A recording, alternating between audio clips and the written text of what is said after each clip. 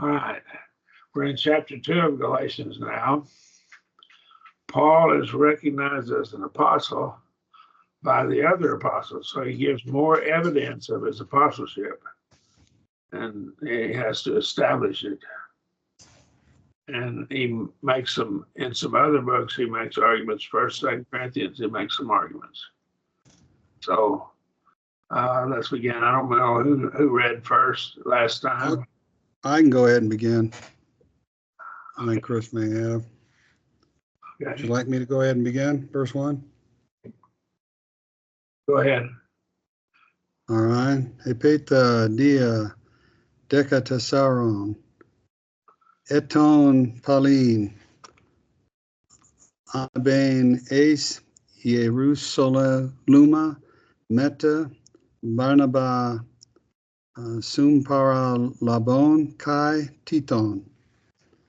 And I translated that, then after 14 years, again, I went up into Jerusalem, taking along with me, elliptical me, Barnabas and also Titus.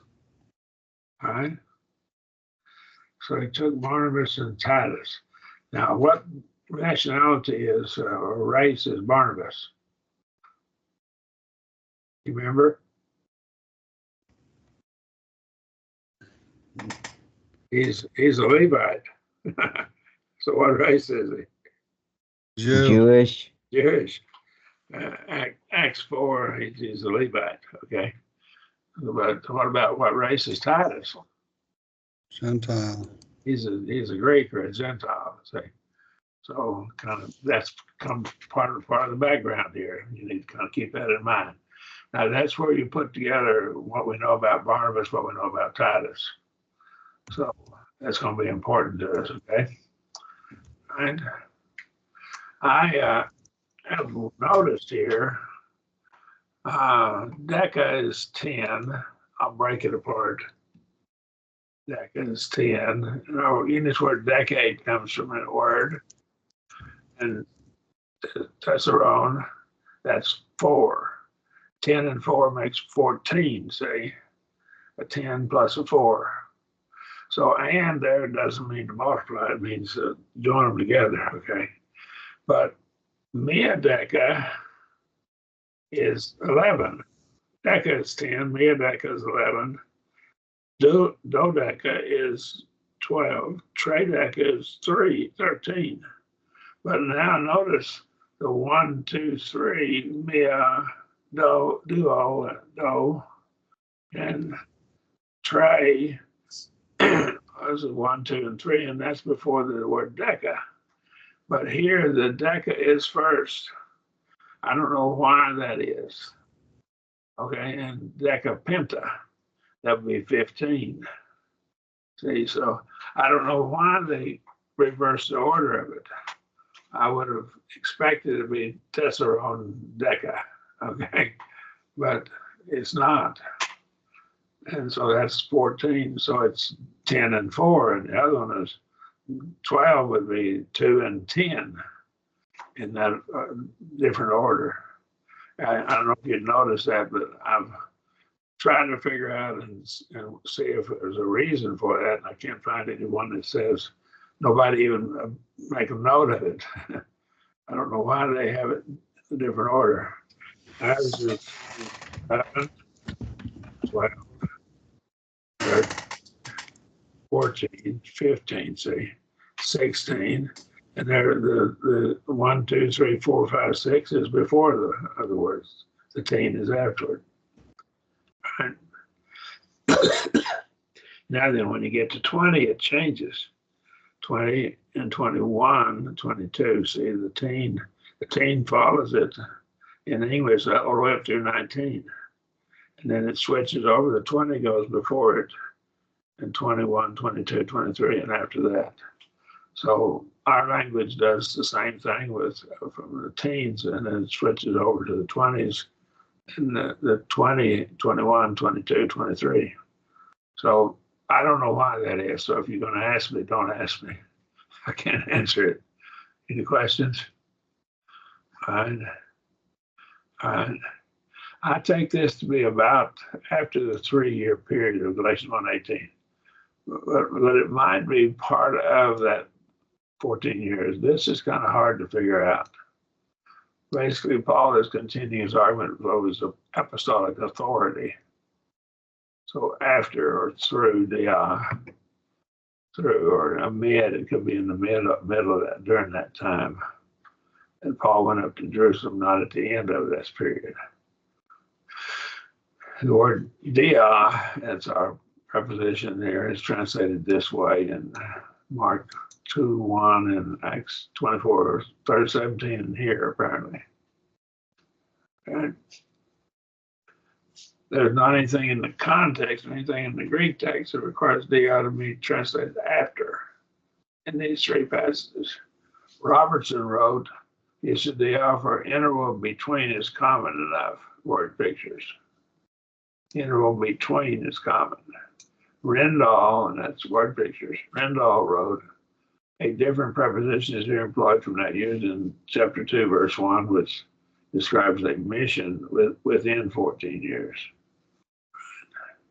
Rendall is commenting on Galatians 1:18, but he mentions chapter 2, verse 1. That's our verse here, right here. He's commenting on that. Paul used preposition meta in Galatians 1:18. We talked about that earlier.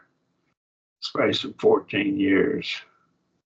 Okay, I went up on a bino. On is up. And of course, I made the point that the going up, you go up to Jerusalem because it's higher in the elevation. And when Joseph and Mary took Jesus to the temple, and they had to purchase him, redeem him, because he was firstborn, then they took him to the temple. And when they did, they went up from Bethlehem. But I think Bethlehem is, a good portion of Bethlehem is higher elevation than most of Jerusalem. It's about 12 miles apart or so, somewhere thereabouts. But the one part of Jerusalem that is higher in elevation is the Temple Mount. So that's where they went. So the Bible is always right. I have hunted and hunted and hunted and I can't find any place where it's wrong. When it says they went up, they went up. When they went down, they went down in elevation. And sometimes they're hundreds of miles apart. Okay. And they didn't have the global positioning system like we have today. All right. Any questions or comments? All right. I'm trying to be facetious. They had God, didn't they, to tell them. All right. Barnabas, bar is son, Barnabas, and that's son, wheels, parakaleseos, and that is exhortation or consolation. This is something that will be very useful if you got a short lesson to run for 10 minutes or 15 minutes. You might point out the King James and the American Standard, how they translate it differently in the 4th chapter of Galatians, of Acts. And one says Barnabas, which is by interpretation, son of consolation. And another translation says son of exhortation. And it's not a mistranslation because this word here can mean to exhort or console, depending upon whether you're giving it or receiving it. Does that make sense? So the King James American Standard translators interpret it 2 different ways. And I don't know which one it is. I think exhorting is a great and a very useful tool in the advancement of the church. But consolation is important too when people need it as well. So that's something that I think is kind of interesting. And so we don't know whether he was responsible for, and they were praising him for his exhorting, or whether they were praising him for his being able to console people. But when you exhort, in a sense, you can console them as well at the same time. So it's whether receiving it or giving it. I think it's probably exhorting. Son of exhortation, that's what I prefer. for what he did rather than what the people were receiving from him. Although, I think it's wonderful that they receive consolation from the preaching of a good man, too. All right, I've rambled off too much. Any questions? Taking Titus. I want you to see there's two prepositions here. Soon, and that would be, it would be a new, but the new becomes a mu with a pi after it. And para. So we have soon, that would be a new, and a para, and a lambano. And so that's taking him along with. Okay. And soon deals with people. So it's being with people. Para is a place or things. And so what you're taking along together to a place with you. So probably I see them going together in their fellowship one with another, and then they're going together to a place. It's very emphatic, isn't it, when you look at it? So soon would be people. Let me write it up here on the screen so you know what I'm talking about. This right here is people, has to do with people being with one another. Let me make it Greek. And then para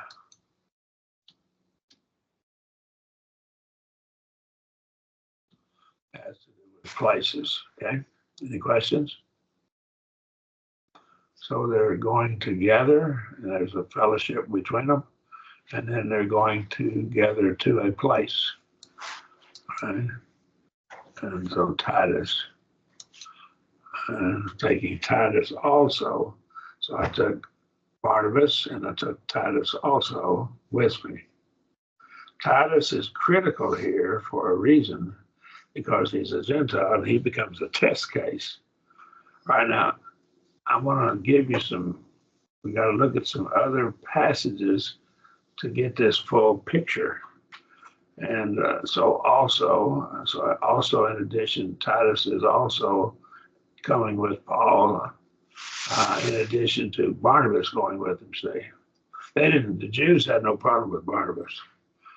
He's a Jew, and he's in fact a Levite, and so they had no problem with him. But some of the people would have trouble with Titus because he's a Greek. Okay, with me. So I'll take Titus with me, and so he was a Greek, but he was not required to be circumcised. So this meant that no Gentile is required to be circumcised. Race has no basis in the church, period. Has no basis. And so we are all together, we're all equal, we're all on the same plane. All races are. That's something that we need to always remember. Titus is a Gentile Christian, so we have maybe an incomplete argument. Titus is a Gentile Christian. Titus is one who was fellowshipped without being circumcised.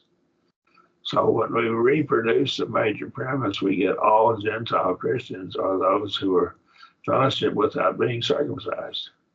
That's the argument we draw. We can figure out this premise.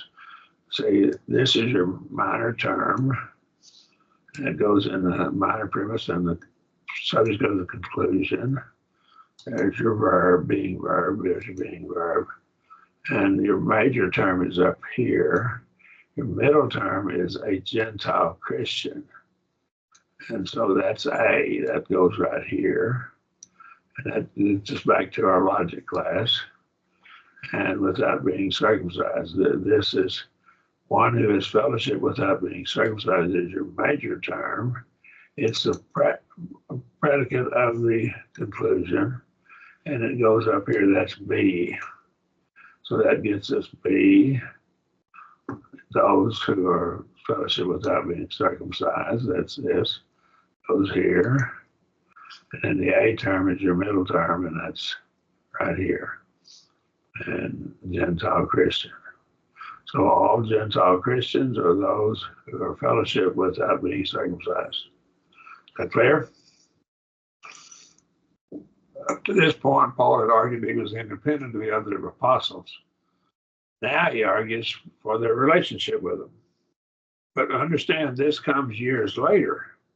So it's too late for them to have given him the gospel, the message. Too much time has gone by. He's been functioning as an apostle, imparting miraculous gifts to others, which is an evidence of apostleship. So he'd argued he's independent of the other apostles. Now he argues for his relationship with them and their acceptance of him as an equal. And so this is a second argument, line of argumentation.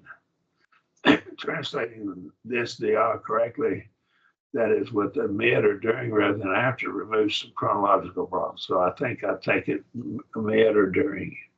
So I'm going to translate it. So now, then during, and I said during the space of 14 years, I went up again to Jerusalem with Barnabas, taking Titus also with me. All right. Any questions? How did you translate it? Oh, I translated it. Then after 14 years, again, I went up into Jerusalem, taking along with me Barnabas and also Titus. Okay. Taking along with me, I think is probably pretty good too. Right. Okay. Chris, you have anything to add there? No, I like it. Okay. Yes, I think if you will, please.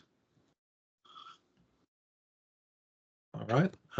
Galatians 2:2. Anna bain de kata apa kalupsin kai anathemein atois to evangelion ho keruso in tois ethnesin kat idion de tois doc usin me pos ace kinon tre co ed Ramon. I went up according to a revelation and set before them the gospel that I proclaim among the Gentiles, but apart to those individually, to those esteemed, lest perhaps I should run or have run in vain. Okay. So I went up. Okay, I don't know by now. I'll go up. So I went up to Jerusalem, Revelations. So what does this mean? That God gave him this information to go there. God told him to go there. God directed him to go there. You go. And he instructed him, I think, to take Titus with him. Now look here at Acts 15:2. And when Paul and Barnabas had no small dissension in questioning with them, this is up at, it's not in Jerusalem, see, this is up in Antioch, up in Syria. And when Paul and Barnabas had no small dissension in questioning with them, these are the ones come up and saying you have to be circumcised to keep the law of Moses, the Gentile converts had to. The brethren appointed that Saul, Paul, and Barnabas and certain other of them. So here, Paul and Barnabas and certain is someone prominent. Titus was prominent. I think Titus, I think we can prove if he wrote the book of Titus, and Paul wrote the book of Titus to him, and you read carefully, I think he's telling Titus to preach and to stay in Crete and do the work. And the best gift that he could give Titus to do that work would be lay his hands on making a prophet. Of course, the Holy Spirit determined what gifts that Titus got. But I think prophets, being a prophet would be the most important one for him to be a prophet. So he's certain other of them. We don't know who the certain other is. I think Titus has to be one of them. Should go up to Jerusalem under the apostles and elders about this question. If Titus was among the certain other of them, went up by revelation, and God directed them to take Titus. I think that probably is the case here. And Titus is a test case. And we're going to use him as a test case. Titus, if Titus is a prophet and he can work miracles, for example, then he might have worked miracles and showed the church that God had accepted him as a prophet without being circumcised. That would be very powerful, in my judgment, convincing them. So I think we could make a good argument that he was at least an inspired evangelist and probably a prophet, right? Does that make sense? But the instructions Paul gave him in Philippians, in Titus, in the book of Titus. It's not an instance of the church voting on church doctrine. It is not, I repeat, an instance of the church voting on church doctrine, but it's an instance of the use of miraculous gift to discern the spirits, as we see in, I believe, the 4th chapter of 1 John, about verse 1, discerning of spirits. And I laid before them, the church, the gospel. I laid before them what I had been preaching as the gospel. Well, if they would ask him any question about what he taught, and he laid it out for them, then the other apostles said, well, we're teaching exactly the same thing. Okay. I don't believe the Holy Spirit had them teaching anything that was different. And so they all taught the same doctrine, which I preach, the doctrine which I preach. And there's different words for preaching, but this is a herald of the king. A herald, use this word, herald of the king, of a ruler, usually. He's someone who's speaking for the ruler. Okay. Now, they didn't have the internet like we have. They didn't have printing presses until around 1500 AD. And so how are they going to get the message out? And even in colonial times in the United States, when there were people who were illiterate, couldn't read and write, they would have a town crier. He'd go into the town square and he would read the laws that had been enacted. He'd read the newspaper to people so they could hear the news. And so he was like a newsman. He's bringing the good news of the gospel, a herald among the Gentiles. What ethnos, what English word comes from this word, ethnos? Can you help me out there? Do you remember? Ethnicity. Ethnicity or ethnic? Ethnicity and other words are the same basic idea. So ethnicity or ethnic, right? This will answer two problems in the position I'm taking here. Paul did not change what he preached when he went to Jerusalem. What Paul preached was accepted and not rejected by the other apostles, which means he's preaching the same thing they preached. And that could only occur if Paul was guided by the Holy Spirit, because I can't preach exactly what the apostles preached, even though I have the scriptures, because I sometimes mess up and don't get them interpreted correctly. And I have to make a correction.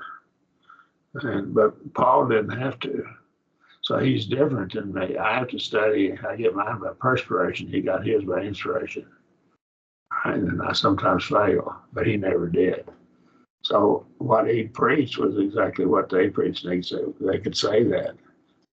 Any question they asked him, he could answer it, and it would be the same answer the other apostles would give. This is the gospel that should not be changed back in chapter 1, verses 6 through 9. But now this but continues the thought. It pulls into what's come before it, before them that were of repute, but privately. So I went privately toward those. So I went in and talked to him privately, not because he was afraid they wouldn't accept him, but I think there has to be a reason for him doing it privately before those. And once he did, they got a chance to interrogate him or ask him questions. And so I would say those that were reputed, probably the apostles or maybe the leaders in the church, the elders and the others. I think it's a good idea. If there's someone you don't know for sure what he teaches, it's a good idea for the elders to ascertain what he teaches before they bring him in. I think that can be a problem, okay? I've seen it be a problem. Right? I think that's part of their duty, to make sure sound doctrine is taught. That's, you mean, go ahead, someone. Yes, I was going to ask, is kata dion, is that an idiom or something? I saw some of the translations use privately, as you pointed out there, and some don't translate privately. You know, the That's the videos. That's according to the idios is the idiom or its own, and so that would be among those to that group, and that's their own private group. It's almost like a privately. So you go in among them and that one group. The idiom, for instance, in English, we have idioms, and I'm trying to think of some good idiom we have.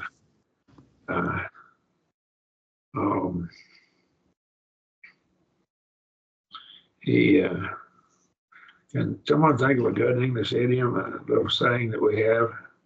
Birds of a feather flock together. Yeah, that's Is that the raining cats and dogs? Yeah, raining cats and dogs. Yeah, and raining cats and dogs means it's really heavy rain. People in other countries, when they say raining cats and dogs, they don't get what we mean by that. So we use idioms like that quite a lot, and we know what we mean, but people from other countries don't know. I know whenever I went to other countries and preached in Russia and in Ghana, I improperly one time used a couple of idioms like that, and then I thought, oh, I better explain this, what this means, because it didn't make sense to them, okay? When they tried to translate it, it's raining cats and dogs, and they can see cats and dogs coming out of the sky, okay? So that would be an idiom, that's kind of thing. And so he went in privately. That's what idios, and that's what this word is, idios. Right. Okay, well, that helps. That kind of makes sense as a separate group. Yeah, it's own little group. Okay. Right. What is one's own? And our word idiom comes from this word idios. And it's not the word idiot. Okay, so it's not stupid. Okay. All right. We may think other people that are different from us are stupid, but I doubt that they're not. Most people are, in most races, are all pretty much equal in their abilities, I would say. That's my judgment, what I've seen over my lifetime. There are some that are smart and some that are not, or had run, that should be running, or had run. This runner's on a race in vain. This is an empty vessel of some sort. And so it's empty. And it has nothing in it. So if you had something like olive oil in a vessel and it was empty, there's nothing in it. So it's kind of useless. The vessel may be useful, but the contents is not useful to any sense. Or in vain. Paul was not doubting whether or not he was running or had run in vain. Paul is bringing the question to be settled in Jerusalem. So he's not doubting it. He's bringing this thing up to prove that he had not run in vain. And if he hadn't run in vain, then those Judaizing teachers come up and said, you got to be circumcised, keep the law of Moses, or teaching error, and they had to be exposed. God told him to bring this matter to the church in Jerusalem, bring this matter to a head and get it straightened out. God direct the other apostles to appoint Paul as a true apostle of Christ, to accept him, and forever settle this question by the gift of discerning of spirits. I think they discern spirits, and so you'll see my punctuation of this verse below. Right. And I went up according to Revelation, and I laid before them the gospel which I preach among the Gentiles, but privately before them that were reputed the question. See? And so it was the question whether by any means I am running or had run in vain. This is the question, right? And so he's letting that question be seen so that they can see the answer to it. The other apostles had the right, and I think they not only had the right, they had the obligation to try the spirits. And if the person was a true prophet of God, they would acknowledge it and let the whole church know it. Beloved, I believe not every spirit, but prove the spirits, whether they be of God, whether many false prophets have gone out in the world, so prove them, whether they be of God. If they are of God, then you acknowledge them and accept them. And of course, Paul showed by evidence. And of course, one of the evidences of being an apostle was you could lay your hands on people and impart gifts to them. And if Titus is proven to be a true apostle, true prophet, I'm sorry, not an apostle, but a prophet, or at least miraculously endowed in some way. And I can't see him not being that when he's given all those instructions in the book of Titus, and he's left there at Crete to take care of matters. Paul, no doubt, laid his hands on him and gave him some kind of abilities. What it was, we don't know, but I'd say he was either a preacher, inspired preacher, evangelist, or he was a prophet. Probably one of those two, and I would opt for being a prophet, most likely. And he would have the second highest office in the church, if you don't count Jesus as the head. The apostles would be the highest office that mere man could have, and then prophets would be in second, and that's in 1 Corinthians 12. So, beloved, read not every spirit, but prove the spirits, try them, whether they be of God, because many false prophets gone out in the world. So, even the church had the right, the implicit obligation to examine a person who claimed to be an apostle. And in Revelation 2, verse 1 and 2, to the angel of the church in Ephesus write, these things saith he that beholdeth the seven stars in his right hand, he that walketh in the midst of the seven golden candlesticks, or lampstands, better translation. I know thy works and thy toil and patience. Thou canst not bear evil men, didst try them that call themselves apostles, and they are not, didst find them false. So he commended them for trying and finding false prophets, false apostles. So Paul didn't feel like they were out of line to question his apostleship, and he was going to prove his true apostle. Once he proved it, however, gave the evidence, they were obligated to accept it. And I think that's I don't think Paul was bothered by it. He knew that they had the right and I think the obligation to check him out. And they were forbidden to accept anyone claiming to be a prophet, and all the apostles were prophets, unless they did two things. Now, we've been through this before. The two things that they had to do.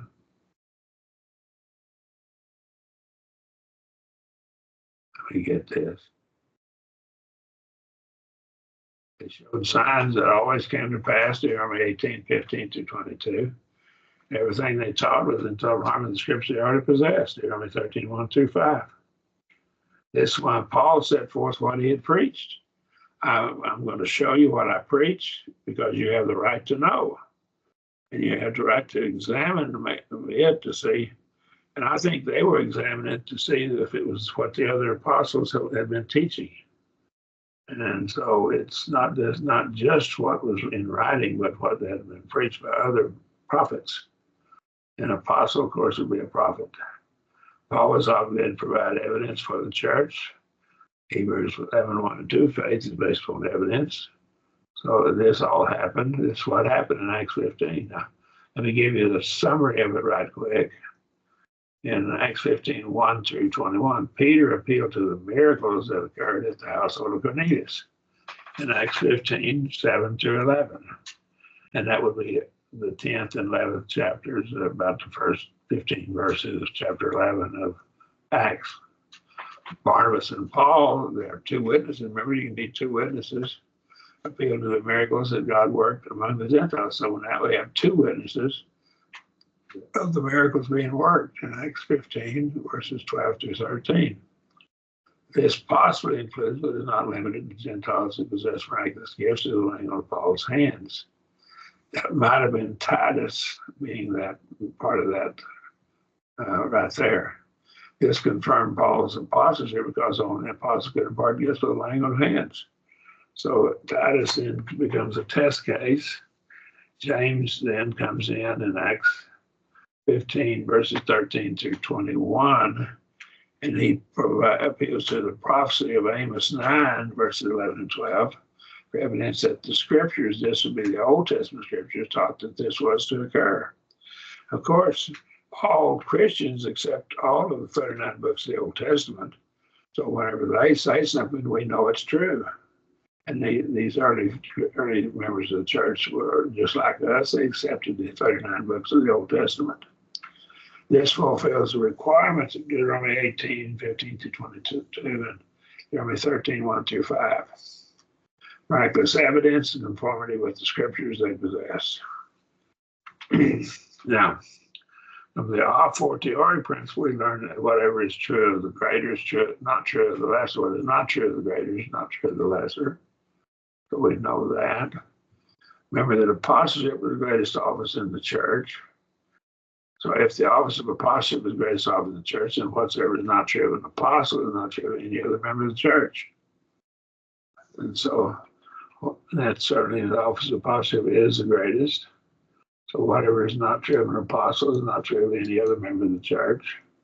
It is not true that an apostle is shielded from having to establish his authority by evidence. He can't argue. You don't have the right to question me. Therefore, it is not true that other members of the church are shielded from having to establish their authority by evidence. I think anybody that gets upset with you asking them what they teach, I think there's something wrong with them and they're trying to hide something.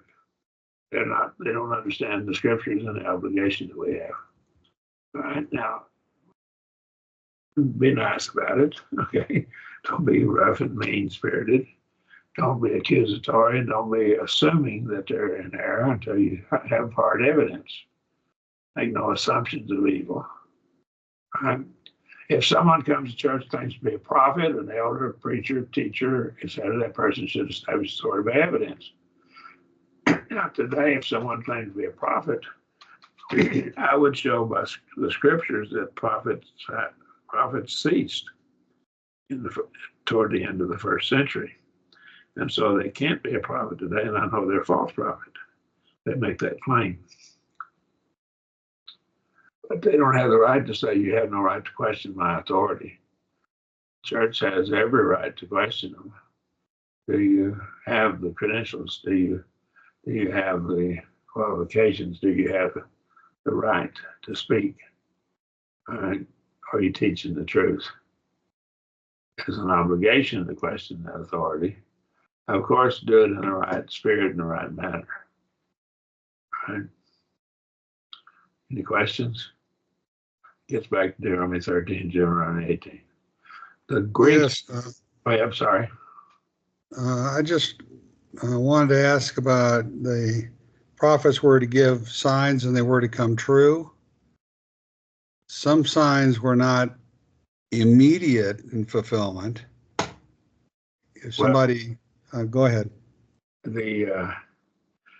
think the prophets, we just don't have all the signs that they performed.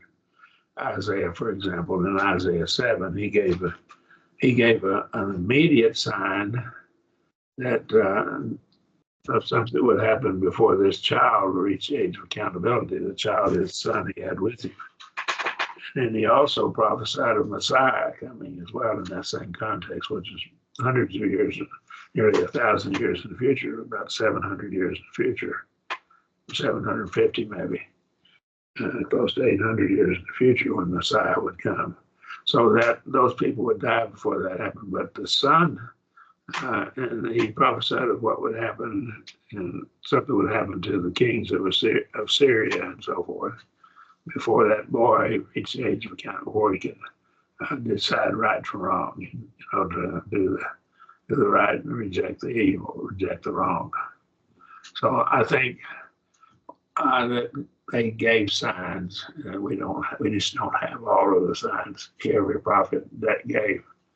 I think Jonah, for example, I think he gave a sign. I think the sign of Jonah was he was swallowed up by the sea creature and he was spit out. I think the sailors saw him be thrown over. They did throw him overboard, so they knew.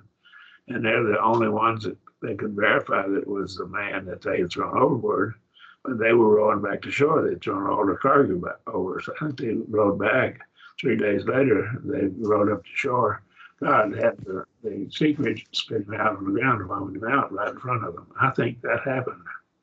And those sailors were the witnesses. I'm convinced that that's the case. I make a pretty good argument for it in my class that we have on Monday night. Go ahead, I'm sorry. Yeah, the argument from, I believe it's Isaiah 7. Yes. The child and getting to the age of accountability, that still would not be fulfilled for several years. Yes. Right? I probably was 6 or 7, 8 years old, and we don't know whether he had to be 12 or he had to be 20. Rather than argue as to whether it was 12 or 20. When God made that distinction for how to tell a prophet, then would it be normal or natural to assume that they were making both short-term and perhaps longer-term prophecies as well?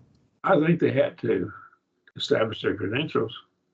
You can't possess something 1,000 years from now and prove that you're a prophet. The people 1,000 years from now, when your prophecy is fulfilled, they'll know you're a prophet. And for us, some of the long-term prophecies for us, the short-term prophecies were for them. I think they had to have both, and the long-term prophecies are for us. And okay. I could read Jeremiah and I could read Daniel and say, whoa.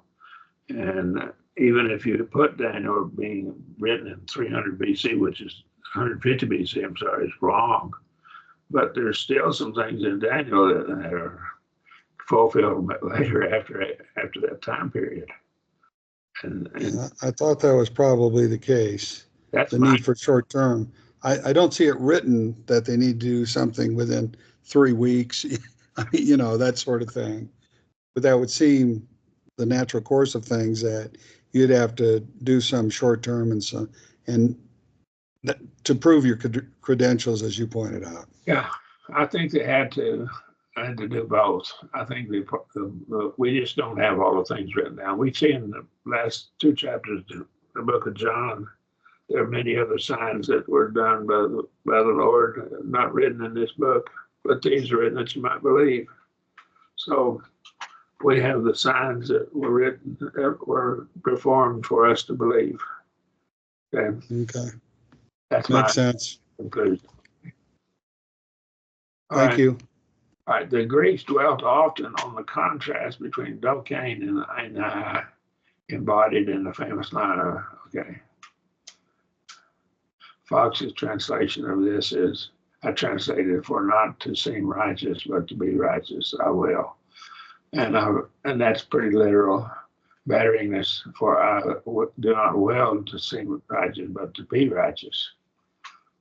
It's not my will to seem righteous, but it's my will to be righteous. See, I think that's what he's saying there. Does that help? And this is Dokain and let's see, Dokain, one of our words here. Okay. Let me see. We get one more verse. I think I had Dokain up here somewhere.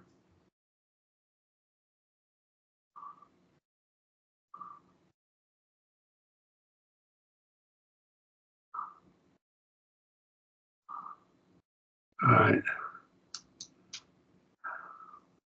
Okay, let's go back to the next verse. Verse 3. We haven't got very many verses finished, but that's all right as long as we cover it thoroughly. All right, verse 3, if you would. I think we're back to James, but I can't remember. I'm pretty sure we are. Yes, sir. Aluda titos ho sun emoi, elaine on enan caste, peri perit me thenai. And I translated verse 3 as,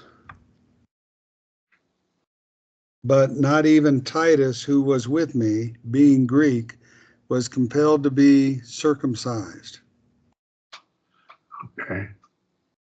So they didn't compel him to be circumcised. Now, being a Greek, right, was compelled. This is Aris. So is he talking about was compelled before he came down there or down there? I take it to be while he was there. They didn't compel him to be circumcised. That settles the question of circumcision. Okay. That makes sense? When it's all said and done, they had a good reason. And I think if he's a prophet, he showed them his credentials. All right. And I would argue that there's pretty good evidence that he was probably a prophet. I can't say for sure, though. But I can't see him doing the work there in Crete without some kind of miraculous gift, whatever it was. And it had to be an evangelist or a prophet or a teacher.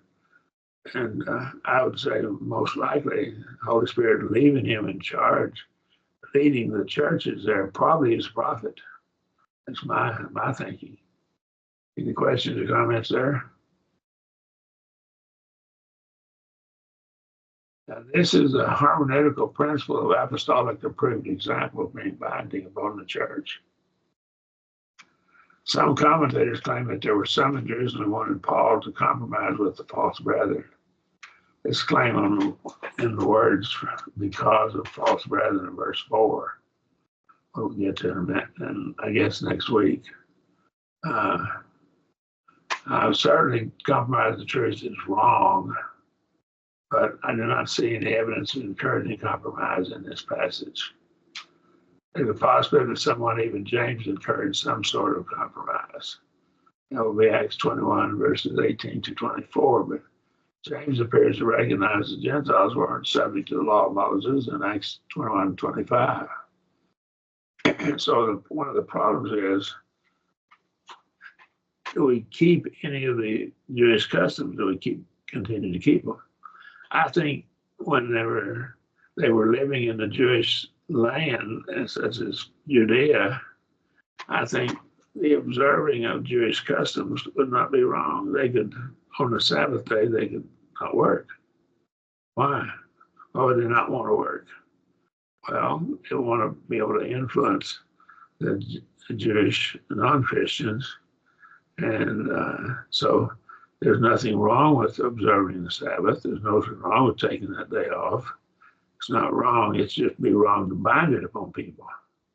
I can take off on a Saturday, on Sabbath day, and not work if I want to. I can rest that day, and there's nothing wrong with it. But when I tell you, you have to do it, that's where it becomes wrong. And we see that, I think, and someone could draw wrong conclusions from it. They could draw the conclusion we need to keep the Sabbath.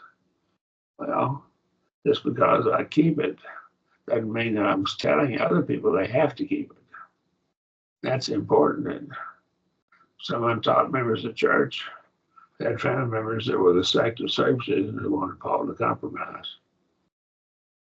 I've seen ignorant brethren try to pressure people into doing things. I had a debate one time, and the elders of the congregation didn't want me to use any logic or any Greek in my debate. And man, oh man, that was I will never do that. And they just said the church can't understand that. And how can you deal with debtors if you don't use what the tools you have? Okay, I just don't understand that. Yeah. But not even Titus, it was with me being a Greek, was compelled to be circumcised. Let's look at verse 4. I think we don't have time to do it. Let's kind of look at it just a minute. We can do it next week. And that because of false brethren privily brought in who come in privily despite our liberty.